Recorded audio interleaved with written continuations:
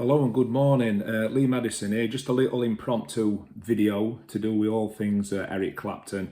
And I'm just thinking about the possibility, the plausibility of releasing a box set, Crossroads 3. Because he's released a Crossroads 1, he's released a Crossroads 2. I think any other Eric Clapton fan, what your opinion is, I think it would be an extremely good idea. Now the first one, the first Eric Clapton Crossroads set was this.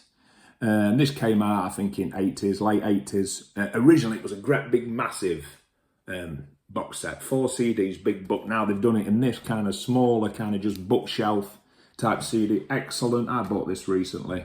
Still got the booklet inside, all the information.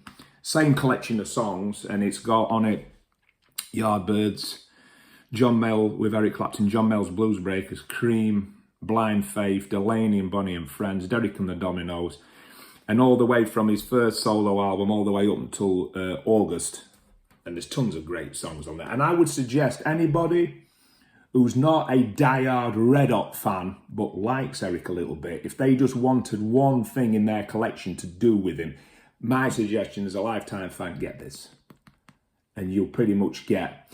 The problem with this though, I'll tell you in a second, not the problem with this, but the overall picture. He also released, or they released Crossroads 2. And Crossroads 2 was a collection of live tracks from the 70s. Some good stuff from 74 all the way up to 78. So just a 4-year period. Again, this is how it came out. By the time they're releasing Crossroads 2, they're releasing it in this kind of slightly more scaled down. Great book. Again, 4 CDs. Another one worth having. Now, the reason I would suggest, I was thinking about a Crossroads box set. Free. I've got all the albums. I've got all his live albums. I've got all his studio albums. But sometimes it's just nice to just grab one of these, especially the first Crossroads set, and just put it on. And you can make a day of it. And you know, if you're out in garden on a good day, you've got your stereo, you're having a barbecue or something, and you're with like-minded people who like good, like kind of blues and rock guitar playing. Put it on from first CD, starting with Yardbirds, all the way through up to August. And it makes a really good kind of Clapton kind of day of it. But the reason I think there should be a Crossroads box set free, I think, for starters, I think it'd sell well. I think whoever's behind, I'm not sure who he's with currently in terms of, I got this wet see him recently in Nottingham and it was a really, really good gig. I'm not sure who he's currently with, so I apologise for that. I ain't got that information, but whoever his management team is, I've wrote down here the amount of albums that you could make a box set, a Crossroads box set free from. Journeyman, 24 Nights, Unplugged, From the Cradle, Pilgrim, Riding with the King with B.B. King, Reptile, this is when we're starting now to go into Millennium or post-Millennium, Me and Mr. Johnson, that fantastic stuff to do with Robert Johnson.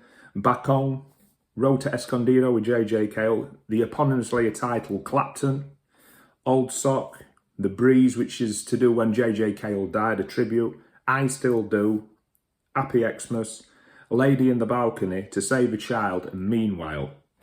Now, the amount of great material, you could do another 4 CD box set, you could throw another book in it. I'm sure Eric wouldn't mind asking. And get it released for us fans. And for any other people that are just, like I say, on the cusp, semi-appreciatory of all things Eric Clapton, get it released. I think it'd sell well and it'd be a great addition to anybody's collection. Now, that was just a short one.